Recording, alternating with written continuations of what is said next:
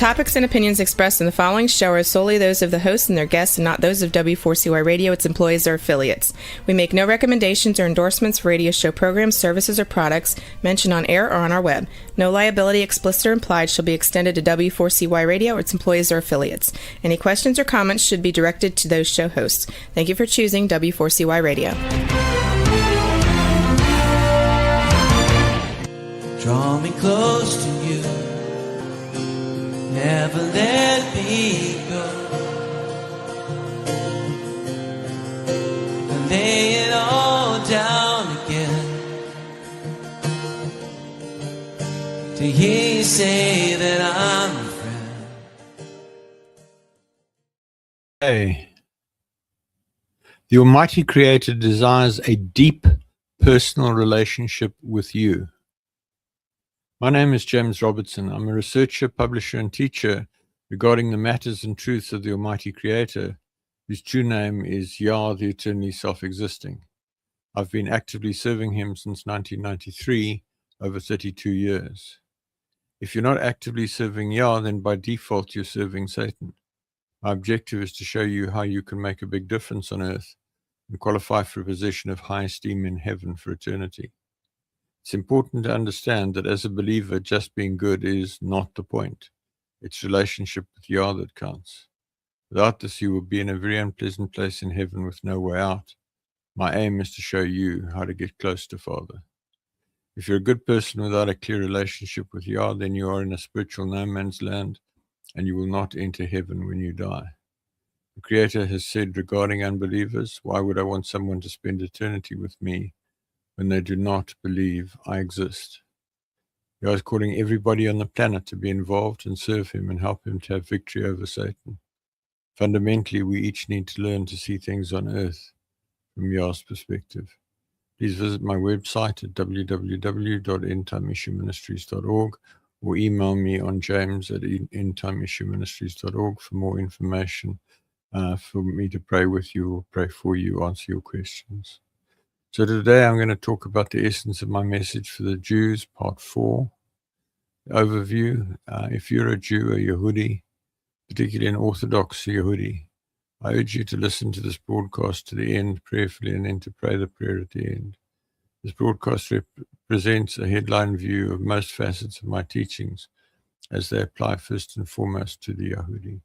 And as I say that, I've become acutely aware in the last couple of months, in the sequel to what's happened with Gaza and Hamas and so forth, of the reality that there are only about 15 million Yehudi on the planet after they have been oppressed and murdered and pogromed and Holocaust and so many vile things.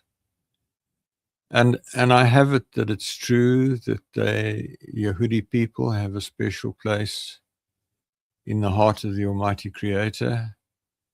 And consequent on that, I have it that the Yehudi people are particularly hated by the satanic and demonic realm. The satanic and demonic realm see the Yehudi as a great threat, as preservers of some fundamental truths, and they think that if they can eradicate the Yehudi, they will make life easier for the satanic and demonic realm on earth.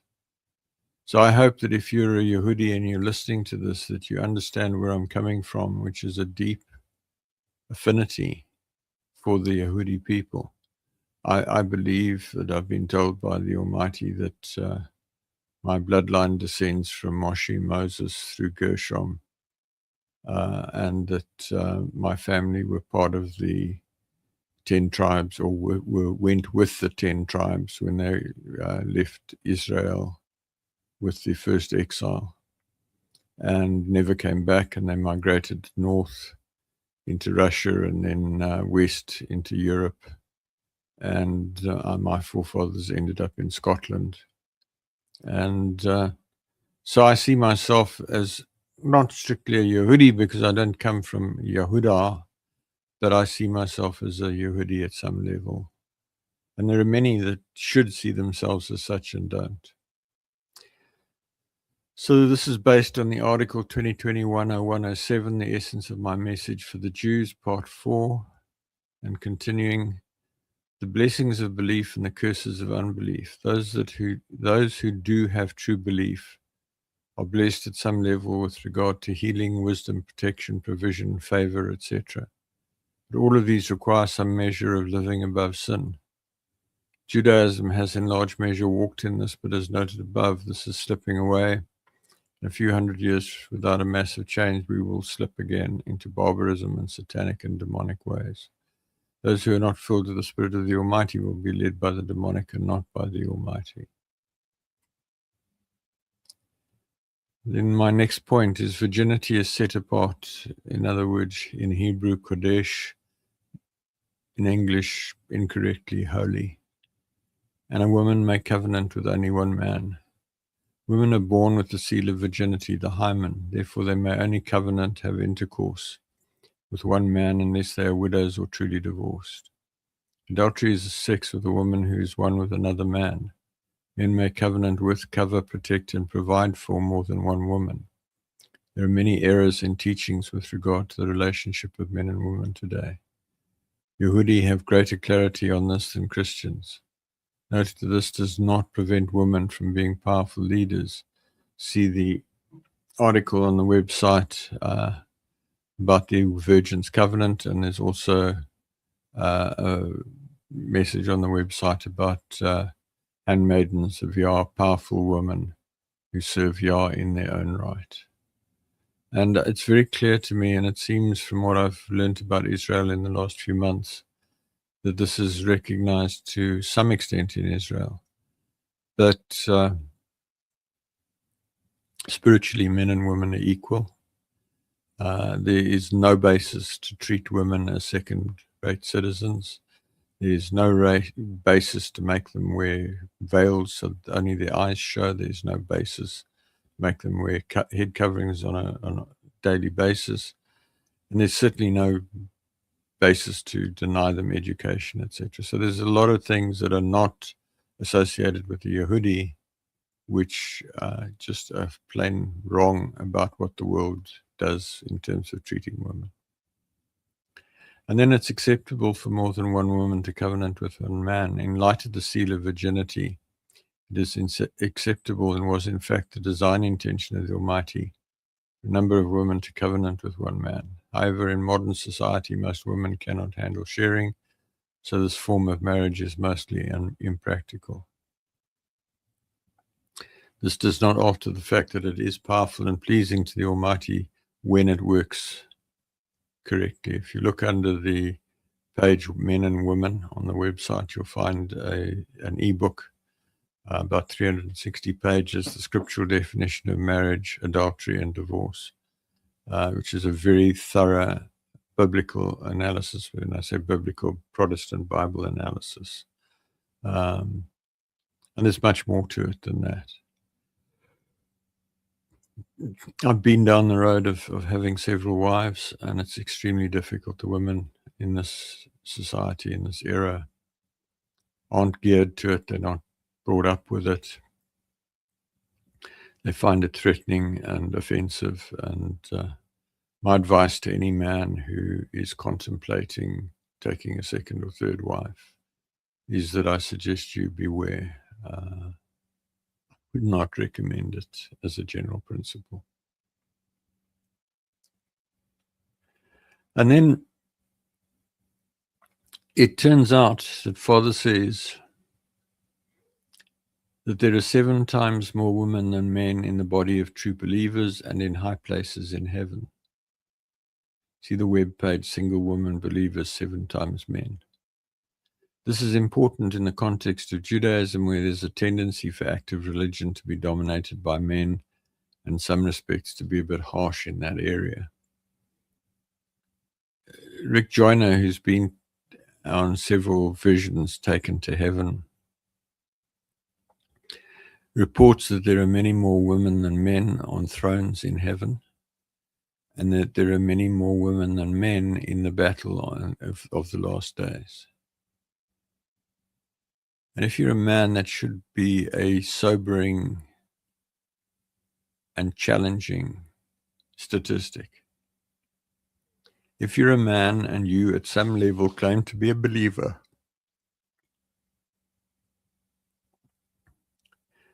and you make it to heaven, you're going to be quite possibly, depending on your attitude, quite possibly shocked to discover more women than men, a lot more women than men.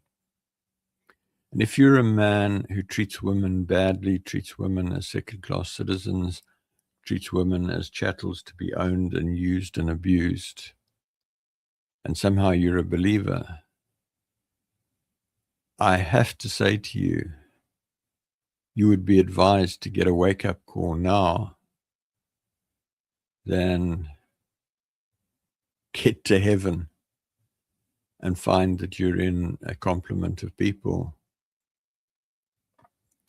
falling under the jurisdiction of a woman. Because what I can tell you is if you have a bad attitude to women, you're going to have that knocked out of you if you make it into heaven. And just on that point, if you're in the habit of using the Bible to prove your bad behavior towards women, it says, love your wife, your woman,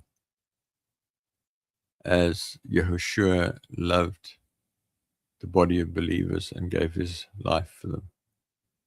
So love your woman no matter how badly she treats you. And then there's the other side of it, which is that you should treat her, well, you should treat her with respect. You should esteem her gently in 1 Peter 3:6, in case your prayers are hindered. And then we must keep the 10 commandments, the 10 words, and the great commandment. We must keep all of the commandments spoken out aloud by the Almighty at Mount Sinai. See the article Commandments on the website. In addition, the great commandment is love Yah, the eternally self-existing, your mighty one, with all your heart, with all your mind, with all your soul. And the 10 commandments are, Yah, the eternally self-existing, is one mighty one. You shall have no other mighty ones beside him, including not worshipping Yahushua. Folks, this is a big thing.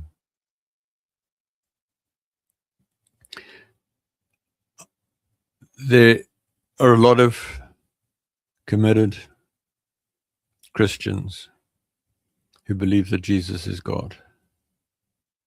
And that's a huge stumbling block for Yehudi who take the commandment, Yah, the eternally self-existing, is one mighty one. You shall have no other mighty ones beside him, very seriously.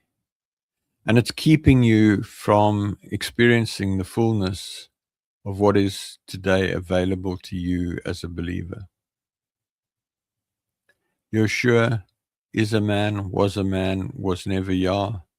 He was filled with, anointed with the Spirit of Yah. So he was an emissary and spokesman, apostle and prophet in the same genre as Elijah, Elisha, etc. He had no more supernatural ability than they had. He just knew how to use it better, and he was more powerfully anointed. But he is just a man. And so if that's a stumbling block for you as a Yehudi, please read on my website. There's a page called Can You Prove That Jesus is God? And there's several others about the errors around Yeshua. He's man, and that's all there is to it. Secondly, have no idols, including not worshipping the Bible or the Torah or the Quran,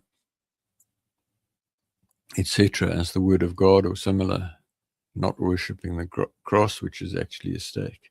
So, and then do not take the name of Yah, the eternally self-existing, in vain, blasphemy, which includes not calling him God, which is a pagan name, or the Lord, which actually means Baal, or G_D, which is a bit silly, really, since God is a pagan name, or the Tetragrammaton, which is just a straight insensitive insult, or Hashem, in other words, the name. How would you like it if your wife called you, hi, hello, the name? It's silly, folks. His name is Yah. And it means a lot to him if you call him by his true name. Don't insult him with all these other names. It also includes not having a www.yahoo.com email address or website, etc. Coming back to idols.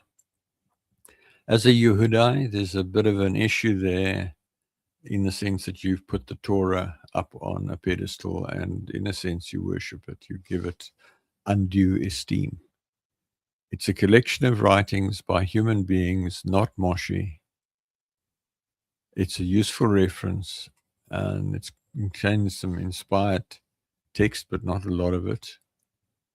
And that's where it stops, folks. In the Quran, if you're in the habit of threatening to kill people because they say things negatively towards the Quran, you're on very thin ice. Then keep the Sabbaths. We're commanded to keep the high Sabbaths, being Passover or Pesach, Shavuot, Pentecost, Yom Teruah, the Day of Trumpets, Yom Kippur, the Day of Atonement, the first and great days of the Feast of Tabernacles, Sukkot. And we're also commanded to keep the Saturday Sabbath from sunrise Saturday to sunrise Sunday. Now, you're going to challenge me and say, no. Saturday Sabbath is from sunset Friday to sunset Saturday. And I have to say to you, you mean to tell me that the day begins at night? No. Somewhere along the lines, people got confused, compromised, because it was easier to have a nice meal on Friday night and then refrain from preparing food, etc. on the Sabbath, on the Saturday.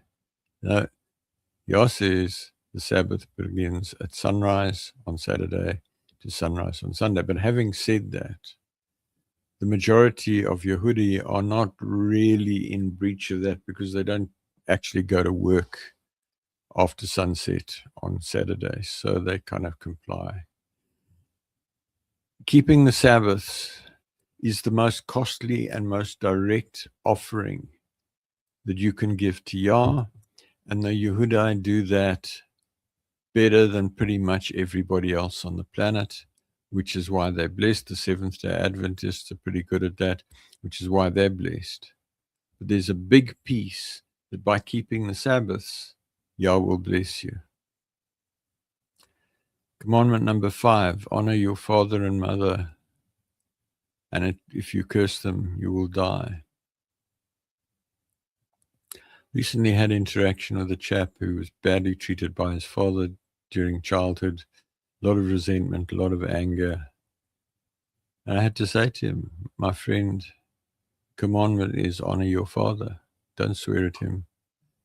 Don't get angry with him. Honor him. And he had a real tussle coming to do that. But as far as I can gather, the Yehudi as a whole are pretty good at looking after their parents. And then no murder. And that includes no abortion, and it includes no abortive contraceptives. Life begins at the moment of conception. That fertilized ovum travels down to the uterus. If it cannot implant, it gets ejected and it dies, and that's murder.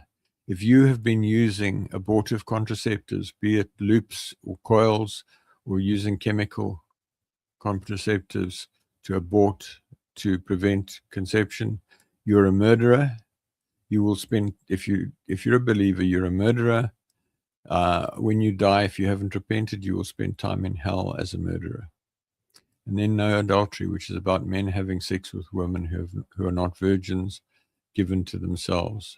And also it includes men with men. Now there's a big piece there. There's a whole thing about homosexuality. But at the end of the day, homosexuality is adultery. And the homosexual is no more of a sinner than the man who has sex with women who've had sex with other men. So if you are in the habit of looking down on homosexuals and you're in this habit of sleeping around, I'm sorry, my friend, you know better than they are.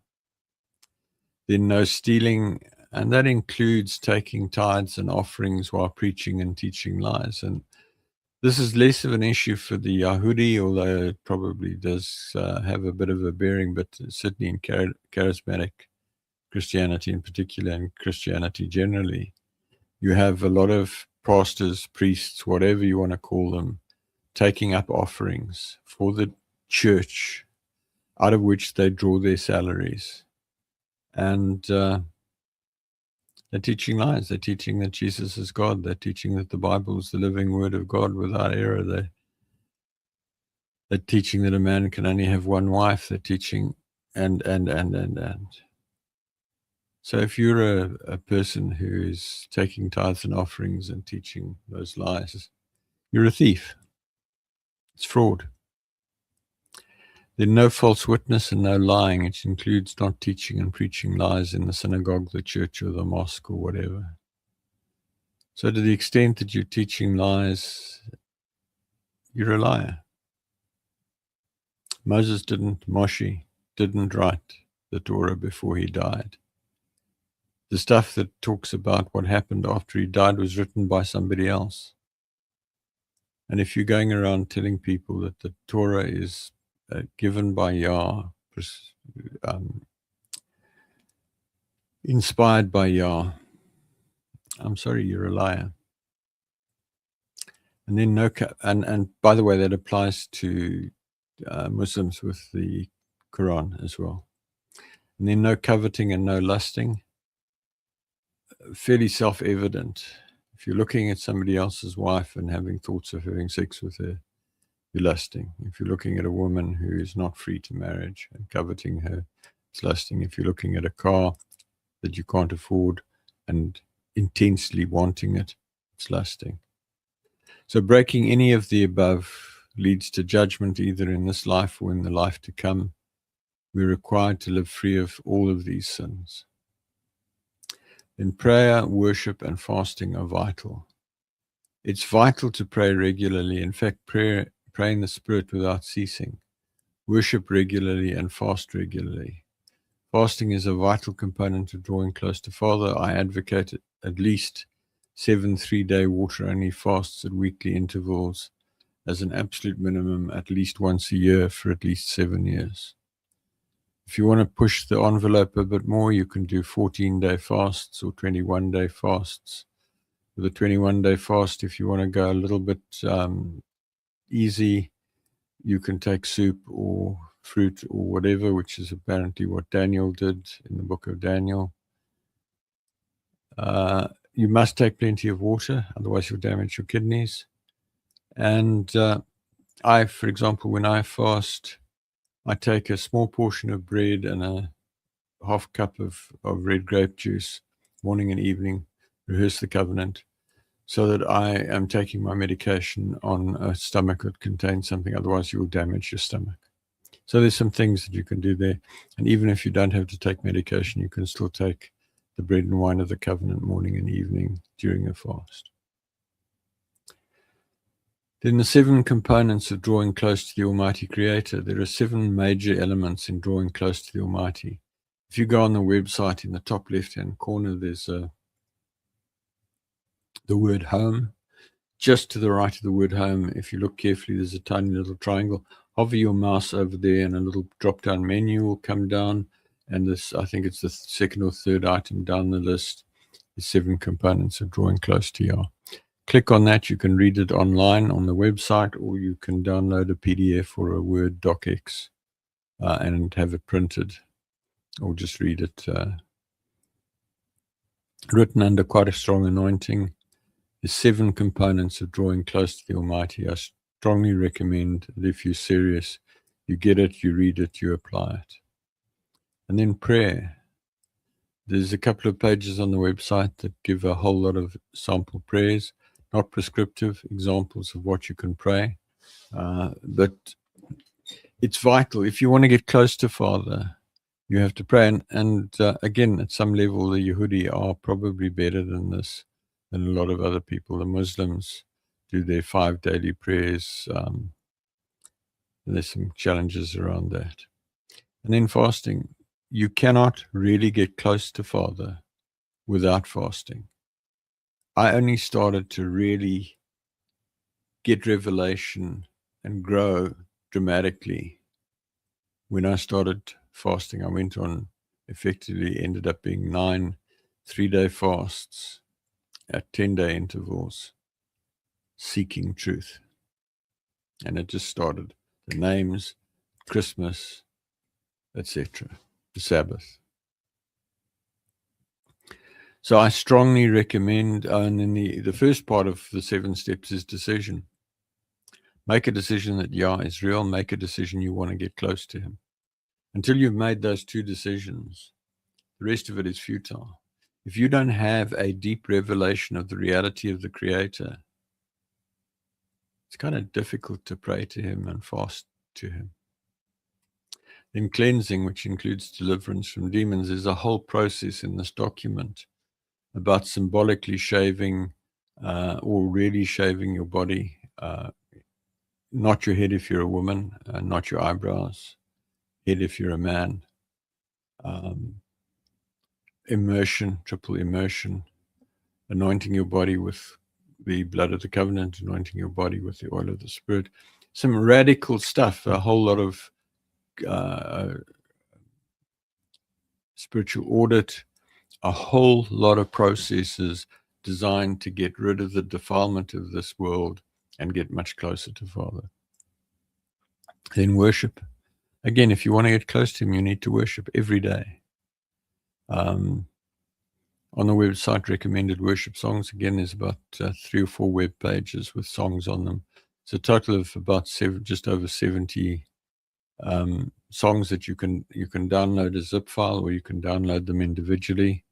And those have been carefully curated to be reasonably doctrinally sound. Some of them are a little bit dicey, but most of them are pretty clear, and some of them have been edited to take out Jesus and things like that. Then research to learn what Yah wants you to learn and do. He does not want you sitting in a seat, a pew, or whatever, in a church or a mosque or a synagogue or a whatever for year after year after year, abdicating to some other person to teach you and lead you. He wants you to have a personal relationship with him without going through any other human being and without going through any book. And as far as I can gather, there are a fair number of Yehudi rabbis who are relatively close to Yah. And there's some general Yehudi people, just men and women in the street, so to speak. But he wants a deep relationship with you. And then action, putting what you've learned into action with a view to aiming to become a friend of the Creator, your personal ministry. The above-mentioned article is particularly important if you decide to get close to the Creator. Then there was a global hydraulic and tectonic event about 4,500 years ago.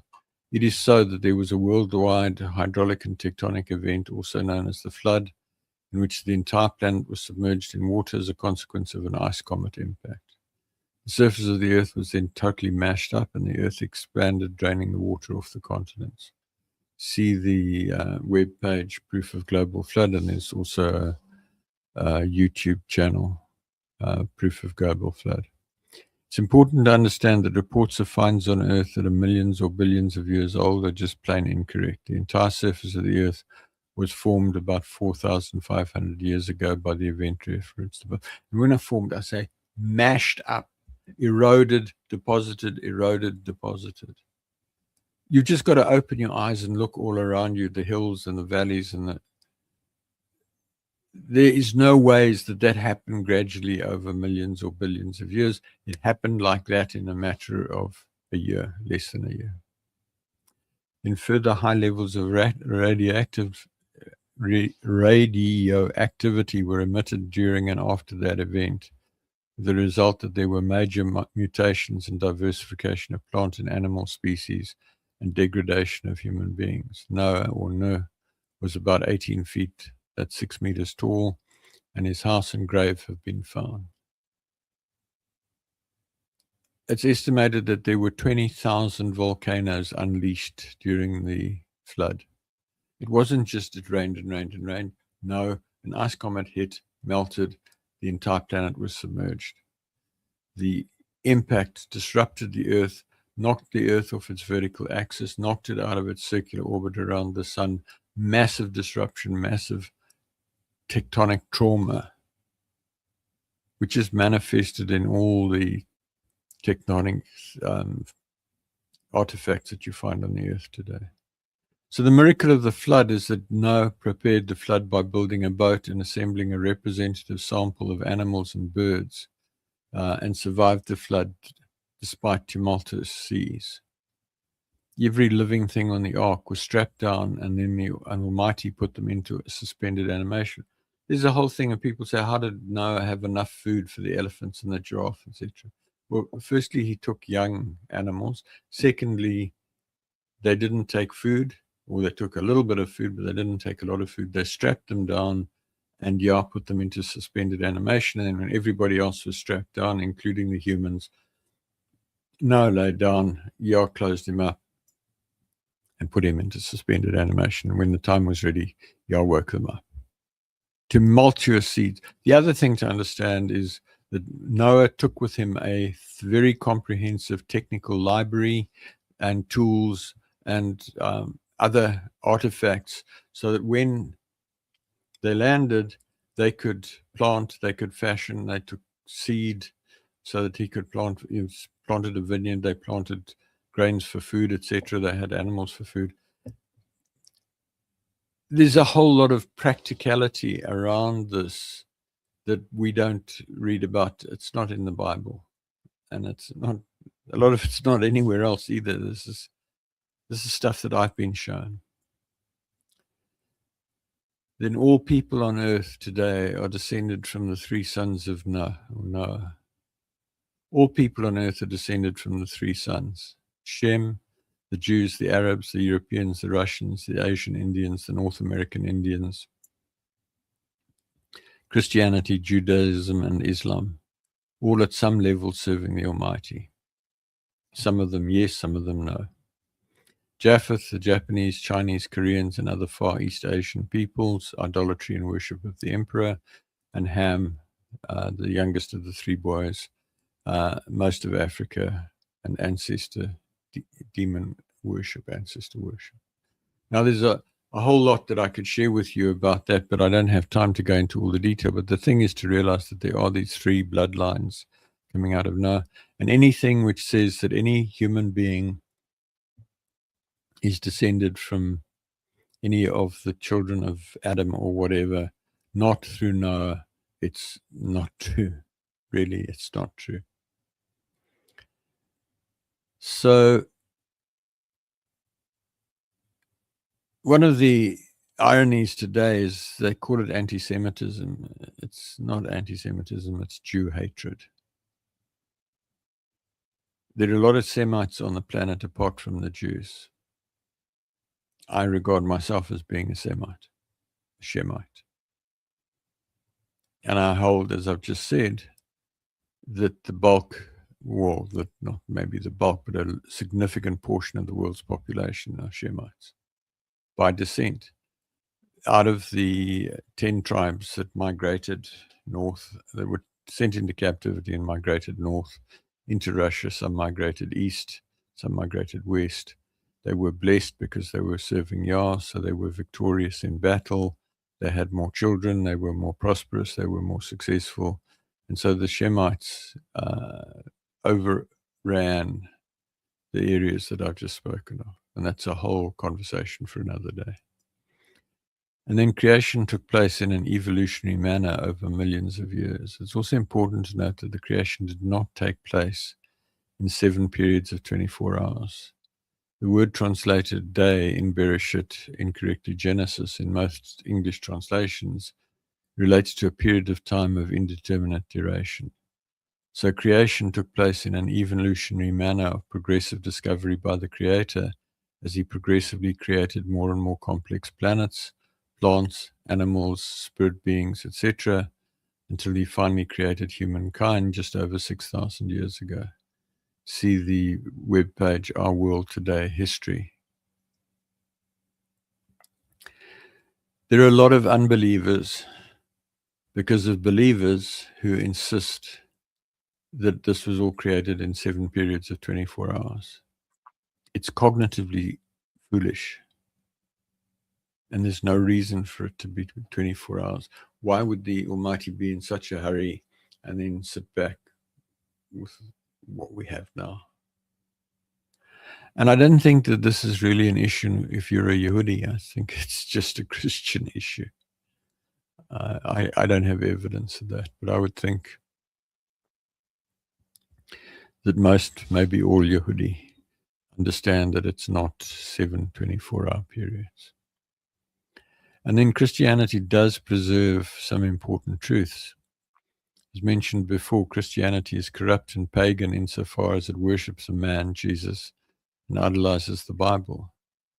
The vast majority of people who class themselves as Christians today are classified by Father either as believing unbelievers, and there are tens of millions of them, or some of them are foolish virgins or adulterous wives, which are those that do believe in Yah at some level, but also worship Jesus and or worship the Bible. At the same time, there are important truths preserved in Christianity, particularly the truth or the semi-truth about Yahushua, albeit it is masked by major error. Supernatural charismatic gifts are more widely present in Christianity than other religions for the most part. That said, most of the charismatic Christians today are adulterous wives because of their worship of Jesus and the Bible. See the page, The Demographics of the Kingdom of Yah, in December 2015 on the Demographics of Kingdom page on the website. So, the fundamentals of Yahushua being the anointed one who was to come as prophesied by Daniel and others is true. And the Yehudi, the scribes, the Pharisees, the high priests missed the boat when Yeshua came. And there's a tragic piece there because at that time the Yehudi rejected the anointed one, the Messiah. And at some level are still doing so for the most part. And now what saddens me is that there are Christians who are evangelizing Jews and leading them to belief in Jesus. And that's a backward step as far as I'm concerned. I think that's really, really sad. I've got a little bit of Hebrew on my website. I started building a Hebrew website. I've got a lady in Israel to do the translation for me. And then my funds run out. Hopefully one day I'll have more money and I'll be able to reinstate that website. Then your ministry. There's nothing in Yah's plan for this age that involves people sitting in seats being taught for years at a time. The intention is that you believe, clean up your life, look at the 7 components of Drawing Close document, and then go into ministry as either a spokesman or spokeswoman, in other words, a prophet or a prophetess, one who listens and speaks on behalf of the Creator, an evangelist, one who publicizes the matters of the Creator and leads people to belief, a shepherd, one who cares for the new converts and leads them to a point where they can enter into ministry on their own, and an emissary or apostle, a senior and experienced one of the above. An emissary is one sent by Yah. It is vital to understand that you're called to ministry. Basically, you should have an occupation that provides the finances of your ministry, and then you have a ministry that you self-finance. It's really not Father's intention that you should spend your life going to church, going to mosque, going to synagogue, and abdicating your responsibility for your relationship with Him to some other human being. He wants a relationship with you in person. He created this whole universe, this solar system, this planet, the plants, the animals, and us for one reason only. He wants to have a deep personal relationship with every human being on the planet. And right now, there are very few of those. So He desperately wants friends, and I desperately want you to become a friend. And then it's not about the people. Many believers get sidetracked about the messed up state of the world and the distress and turmoil of the people.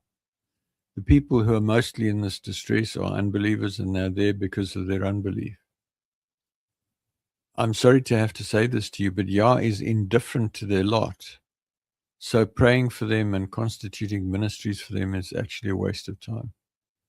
Focus on getting close to the Almighty, then focus on reaching the believers, then the unbelieving believers and the believing unbelievers, and teaching them the truth. The vast majority of people who we today assume to be believers are in fact unbelievers because of the errors regarding names and so forth. So believing in Jesus is sin. It's breaking the first commandment. That person is not a believer.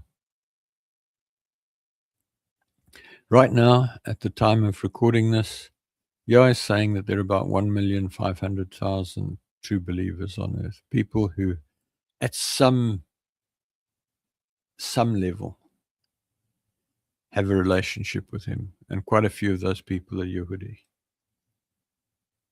So if you're a Yehudi and you've been listening to this, well, thank you for hanging in there. I'm going to continue next week because I'm out of time, and I will wrap up next week. And I encourage you to go for it. Accept Yahushua as the anointed one who was to come, the Messiah.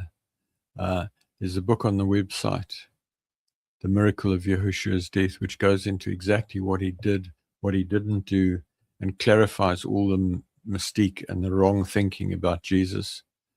And there are various pages that, for example, Can You Prove Jesus is God, which rebuts every argument that I've ever come across saying that Jesus is God, going through the Bible. There's other pages on the nine truths about Yeshua and the five lies about Yeshua, or vice versa. So I encourage you to go on the website and dig. So I'd like to ask you, what is the state of your relationship with the Almighty Creator? I'd like to ask you to critically examine where you are relative to Him today. Do you talk to Him constantly throughout the day and allow Him to lead you in every possible way? Do you worship Him at every opportunity? Have you clearly and unambiguously heard Him call you friend? If not, you're failing in your life purpose, and you will be bitterly disappointed when you die. If you've now come to belief, please pray along the following lines. Father Yah, I come to you in the name of Yahushua. I now believe that you exist. I confess my sin of unbelief and repent of my unbelief, and I ask you to forgive my sin. I now commit my life to you, and I ask you to take me by the hand and lead me into deep relationship with you. I ask you to fill me with your spirit and to change me and help me to become the person you want me to become. I ask you to help me find people who can help me, and help me find books, websites, articles, and other resources that will help me. I ask you to show me what I can do to actively serve you and lead others to deep personal relationship with you. Thank you for saving me. There's a period of 8 days from sincerely coming to belief for the first time, during which there is extreme grace, Chen, to help you. See the article, Critical Actions on First Belief, for actions you should take immediately. Drop me an email on james@endtimeissueministries.org so that I can help you, pray with you, counsel you, etc. I would love to hear from you. It gives me great pleasure and blesses me greatly when I get your emails. So don't hold back thinking that I'm too busy. I do my best to clear my inbox every day. So generally, if you email me today, you'll get an answer tomorrow at the latest. So I look forward to hearing from you. In closing, thank you for listening. Please send me your questions to james@endtimeissueministries.org. Please email me to join the mailing list at james@endtimeissueministries.org. If you decide to draw close to the Almighty, please let me know, and I will connect with you by Zoom, Teams, email, LinkedIn, Facebook, WhatsApp, or telephone so that I can help you with your journey. I hope to connect with you again next week, when I will continue to explore how to become a friend of the Creator. Work with me to make a way for Yeshua to return in victory at the end of the millennium and make his enemies his footstool. That's all. For those of you who've just joined this channel for the first or second time, please hang on. I've got a few things I want to share with you. For those of you who've been walking with me for a while, I guess you're going to drop off in a minute. So I'm going to say good night and have a great weekend and a great week. But I just want to make the point, it doesn't matter who you are. Father Yah wants a personal relationship with you. It doesn't matter if you're rich or poor, thin or fat, tall or short, educated or uneducated. Doesn't matter if you are blonde and blue-eyed or black hair and brown-eyed or anything in between. It doesn't matter if you're a Yehudi or a Muslim or a Christian or a Hindu or a Buddhist or a whatever. It doesn't matter if you're an outright Satanist. He wants a deep personal relationship with you. And I can help you. I'd love to hear from you. Got my email address. Please contact me. So good night to those who are dropping off, and let's move on. So in closing, who am I? James Robertson. I have a doctorate in engineering and I'm a retired military commander.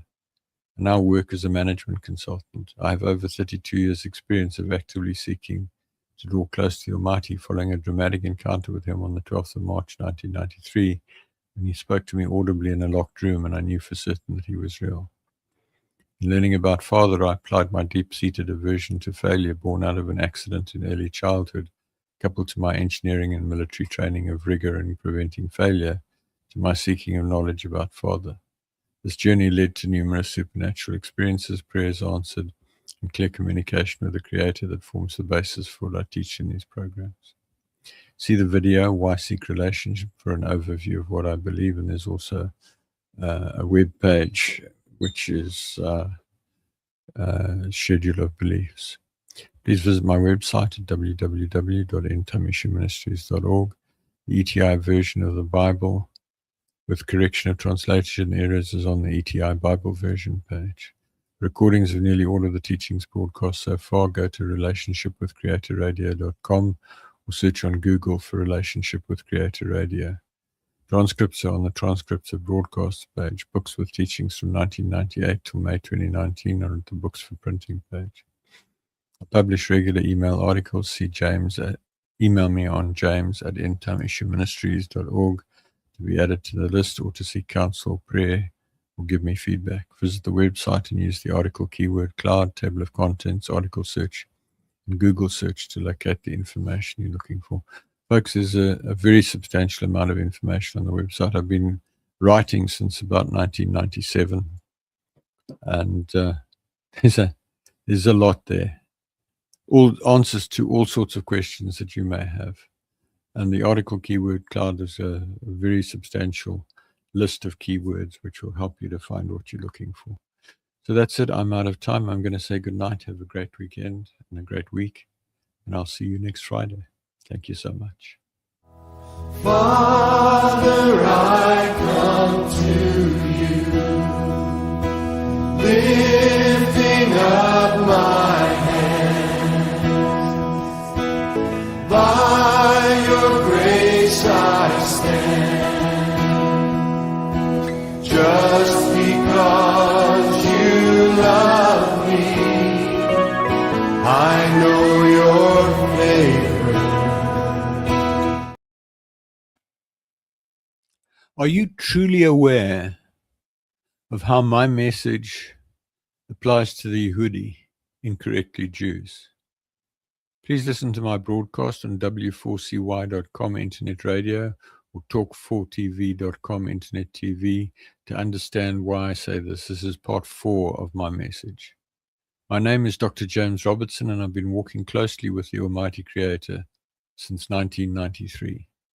Visit my website at www.endtimeissueministries.org for a lot of information about the matters of the Almighty. For back issues of broadcast, visit www.relationshipwithcreatorradio.com or email me on james@endtimeissueministries.org to find out more. I look forward to hearing from you. Have a great day.